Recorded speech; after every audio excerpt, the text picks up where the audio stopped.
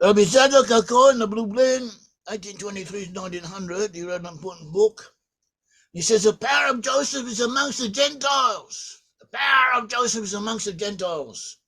For over them was the main emphasis of his rule. Joseph represents the conquest of evil desire. These parallel the forces of the Gentiles in their hearts. The power of Judah was over his brothers. Judah represents the ability to overcome the imperfections that each of his brother had. In other words, we have Joseph, whose main source of power is the influence he can exert over the Gentiles, and with Judah, whose main influence in the future will be what he exerts as concerning his brothers from the other Israelite tribes. The blessings included injunctions to behave correctly, to teach others, to guide others. And it's been promised, Genesis 26:4, I'll make your descendants multiply as the stars of heaven. I'll give to your descendants all these lands, and you'll seed all the nations of the earth shall be blessed. Genesis 12:2, I'll make you a great nation, I will bless you and make your name great. Said to Abraham, and you shall be a blessing. There shall be a blessing to others. I'll bless those who bless you, and I'll curse those who curse you, and you all families of the earth shall be blessed. That was the promise. Genesis 22:18, in your seed all the nations of the earth shall be blessed because you have obeyed my voice. Genesis 18, since Abraham shall surely become a great and mighty nation, and all the nations of the earth shall be blessed in him. In other words, Abraham will become a great and mighty nation in order that all the nations of the earth be blessed in him. And that is what has happened. Isaiah 61:9, their descendants shall be known among the Gentiles, and their offspring among the peoples. All who see them shall acknowledge them, that they are the posterity whom the Lord has blessed. Genesis 12:31, I'll bless those who bless you, and I'll curse him who curses you, and in you all the nations, all the families of the earth shall be blessed. And Genesis 18, for I have known him in order that he may command his children his household after him, that they may keep the way of the Lord to do righteousness and justice, that the Lord may bring upon Abraham that which he has spoken of him. And in Genesis 22:17, in blessing I will bless you, and multiplying I will multiply your descendants as the stars of the heaven, and as the sand which is on the seashore. And your descendants shall possess the gate of your enemies, of their enemies, and your seed all the nations of the earth shall be blessed because you have obeyed my voice. Now, the USA, both Britain and the USA brought a great deal of prosperity and goodness upon the nations of the earth. On a relative scale, as we will see, relatively speaking, they were the best that was available, and they did a lot of good. Here and there they made mistakes, but that's the way it goes. Relatively speaking, they were the best, most civilizing influence that the earth has had, and they fulfilled the blessing and the commandment that was placed upon them. We have an authority, Robert I. Samuelson. He says that the stability of the world since World War II is thanks to the United States. The United States has used its military and economic superiority to promote a suitable world, a stable world order that kept the peace and spread prosperity. Samuelson credits the USA with preventing internationally any use of nuclear devices. The USA was the first ones to use nuclear bombs, and did that to stop bloodshed, to save lives of their soldiers and their citizens, and also to save lives of the country they bombed. If the USA had not bombed Japan would have kept on fighting, and the end result would probably have been many, many more Japanese who were killed in a conventional manner than otherwise. If you're going to get killed and you don't really care which way it goes, and you have a choice of being killed now or dying in your sleep another 50 years hence, you're going to take the second choice, as everyone else would. So the USA has prevented, and since using the USA, the atom bomb the first time, has in effect prevented any other nation from using it. Because the way civilization was advancing, other countries, Russia and Germany Another place, France, England, they had all, even Italy, had all made advancements in the nuclear power, in the designs that could lead to a nuclear bomb. And sooner or later they were going to do it. Because the USA took charge, after the USA took charge, it was no longer pertinent. The USA has prevented the spread of nuclear bombs. And it has decreased the level of international belligerency. Samuelson also says that the spread of democracy after World War II was due to the USA. He says under the USA military umbrella, democracy flourished in Western Europe and Japan. It led to spread to South Korea, Eastern Europe, and elsewhere. And he goes on the same theme, with the details and examples. The point remains: the USA, despite its faults and imperfections, and I don't know what you can say against it, the USA has primarily been responsible for keeping the peace on a relatively scale and has enabled the advancement of civilization and of mankind in our time. It has fulfilled the role of Joseph.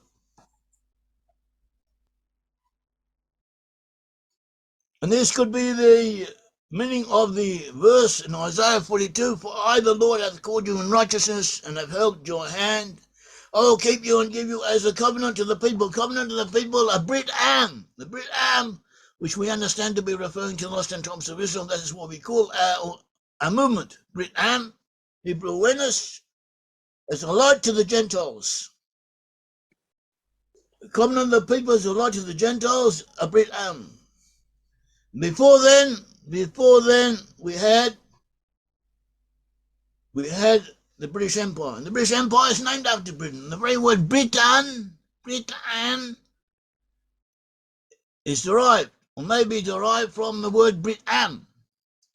In the medieval times, Brit-Am was sometimes spelt as Brit-Am. And so to the N at the end of the world, and the M could be interchanged both in medieval Hebrew and medieval English, and or European languages in general. And the Melbourne, a famous commentator, also says that Brit-Am is a covenant of the people. And the sun never set on the British Empire, was what it was said, and the British Empire ruled over 1/4 of the earth, 1/4 of the earth in territory, and 1/5 of the earth in population. The sun never set on the British Empire. And one of its enemies, a communist delegate in Ceylon, said the sun never set on the British Empire because even God does not trust the British in the dark. Okay, so it's being a little facetious, but you see, it was not all lovey-dovey. Not everyone appreciated the good that was being done unto them. And Winston Churchill, who's a great British patriot, he also said that the British Empire had a lot of things wrong with it. There were a lot of dark forces or non-altruistic motivations leading to the rise of the British Empire. He says it was run by the greedy trader, the inopportune missionary, the ambitious soldier, and the lying spectator. Nevertheless, the results were beneficial, especially when compared to the available alternatives at that time. John Stuart Mill, a British philosopher of some note, 1806 to 1873, he said the British rule in India was not only the purest in intention, but one of the most beneficent in act ever known to mankind. Okay, the British on the whole helped India. My father served in India during the Second World War, and he tells me that in India they used to have the custom of sati, that when a man died, they would make a funeral pyre to burn his body, and then the relatives would see it, make it a point of honor to force the widow to jump into the flames and be burnt. And they said they were doing that, that was their custom, that was their folklore, that is what they had done. And the British stopped it. The British stopped it by going to the place where the funeral pyres were set up and setting up a gallows, a gibbet, with a note on it. We have heard that it is a custom in your country to burn the widows when people have died. We too have customs in our country, and the custom in our country is to hang by the neck whoever kills widows, and the practice was stopped. And that is just a small thing. They did numerous other acts that were beneficial. And they greatly increased the population. The population of India increased maybe 10 to 20-fold under British rule. Before then, they were killing each other. Before then, they had famines that they couldn't control. Before then, they had wars and all kinds of problems and diseases, many of which the British managed to alleviate or to eliminate altogether. Lord Curzon, 1859-1924, said the British Empire is under Providence, the greatest instrument for good the world has seen. So they knew what they were doing, and they were proud of it, and they don't need our praises because they were very efficient at praising themselves, but the praises were pertinent. Neil Ferguson, a modern-day historian of some note, quite an important person in his own right, he said, for much, though certainly not all of its history, the British Empire acted as an agent for imposing free markets, the rule of law, investor protection, and relatively incorrupt government on roughly a quarter of the world. The emperor also did a great deal to encourage those things in countries which are outside the formal imperial domain, but under its economic influence through the imperialism of free trade. For better or worse, for fair or foul, the world we know today is in large measure a product of Britain's age of empire. So we have plenty of authorities that praise the British, praise what they did, and despite many reservations that a lot of people have, the in balance was a positive and important formative forces in the history of mankind. We saw how the gates of your enemies, they had been promised the gates of their enemies, and this promise had been given by the Almighty to Abraham after he had been prepared to sacrifice his son, even though he did not. And henceforth the blessings were given unconditionally. By myself have I sworn, says God. It was unconditional, and that is why the blessings had to come in some way or other, and they did. So that's what we have. Thank you very much. Has anyone any questions? I think Aryeh, Lowell will allow us to answer. Yes, of course. That's we thank Yair on behalf of our viewers and listeners for another illuminating talk, and on behalf of our live studio audience, we welcome our panelists for discussion for the few minutes remaining us. Mr. David Gunn. Mr. David, are you from Washington, D.C.? No, I'm from the province of Judea in North London. Okay, fine. From North London, and Yeah, Nelson Thal from Toronto, John Buzel from Brazil, Jakob Havenga from George, South Africa. Gentlemen, please, you can unmute yourselves. Go right ahead. I'm going to mute. So is anyone any questions, any remarks to make? Please do so. Yes. Nothing. I noticed that the king and queen, that opening was at the proms.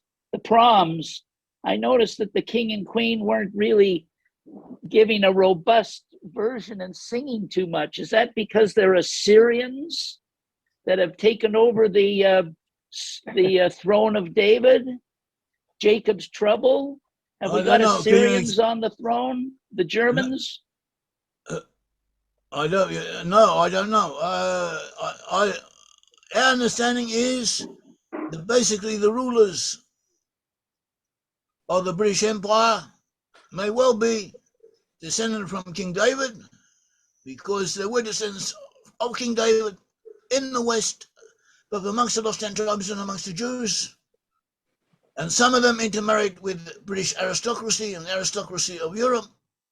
And it could have come about through several pathways. The descendants of David are those who now sit on the thrones of Europe. But so this is a point worth taking into consideration. They could be 99% Assyrian and 1% David, couldn't they?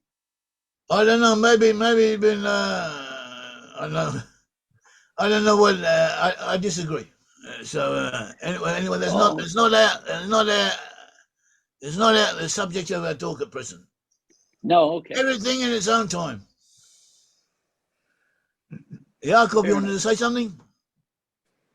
Yeah, I just want to say that the British also have a big influence on South Africa. If you can, my town, George, yeah, so it's from the King, and also Port Elizabeth, Prince Albert, the names of cities and towns in South Africa, yeah.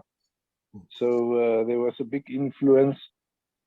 So yeah, and of Ephraim, as you said, the British, yeah, they're pushing it. So and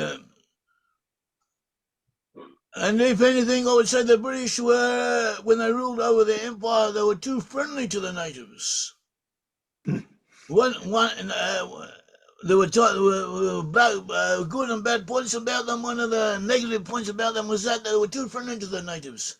That was one of the reasons. It's not everyone likes to publicize it. One of the reasons for the American Revolution was because the British rulers, the soldiers who were there in North America, they were preventing the white people, their own kith and kin, from mistreating and taking the lands of the Red Indians.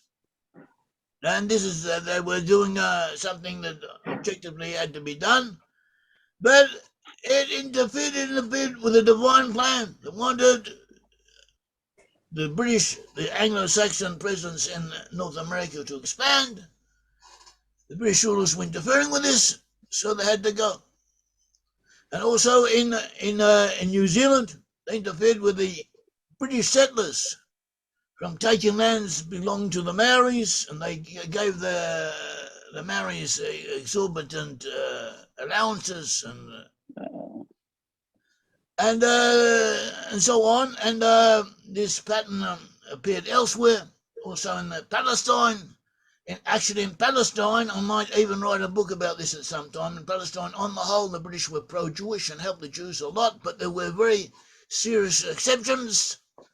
And these exceptions were characteristics of British colonial attitudes among some of the major officials of being too friendly, too concerned for the rights of the natives. In their eyes, the Arabs were the natives, the Jews were Europeans who were mistreating or not acting, or acting in a way that was disadvantageous to the natives whom they felt concerned about.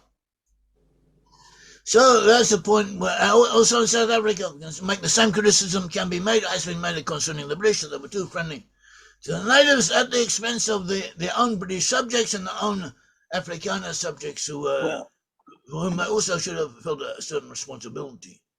So that's what we have. David, would you like to say something? Shalom. Shalom to you. I'm sorry. I'm sorry I was late. No, I agree with all this. My understanding, and surely the British have been too friendly. In fact, in India, they were getting so friendly at one stage early on, the government had to send down people to sort it out and stop them fraternizing with the Indians. Do you know that? Well, David, my Indian friends would also want you to remember that the British prevented the Indians from going to the sea and taking the salt, which they had done for thousands of years, taking the salt from the sea, and forced the Indians to have to buy it from the British East India Company.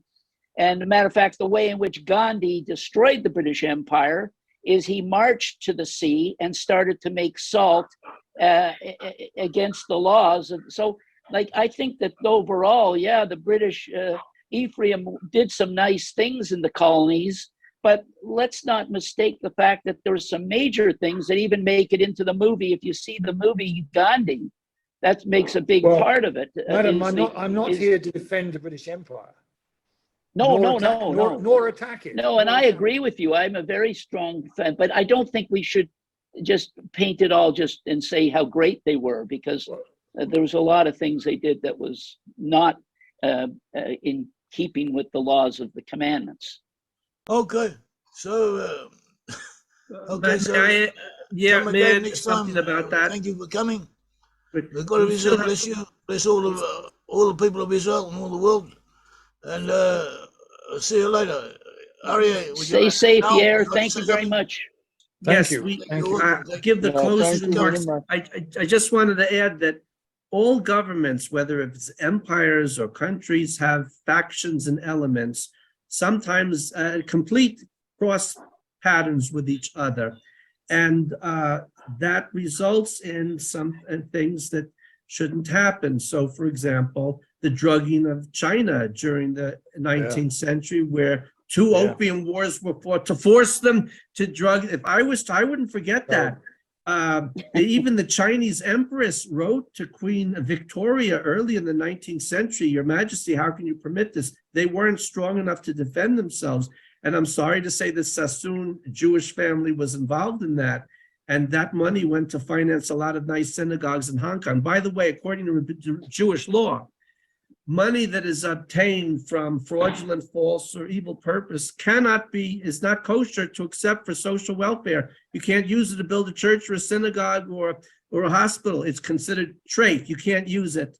So if it involved the slave trade, and yes, there were people like Wilberforce, at least to give the British credit, thanks to people like Wilberforce, who was a Quaker, and others, that stopped the slave trade, first in England, then abroad. Yeah. They stopped the opium trade. Lord Shaftesbury, one of the greatest do-gooders of all time. So, Wilberforce was able to convince the slave traders, there's other ways you can make money instead of like this. And they did revoke it.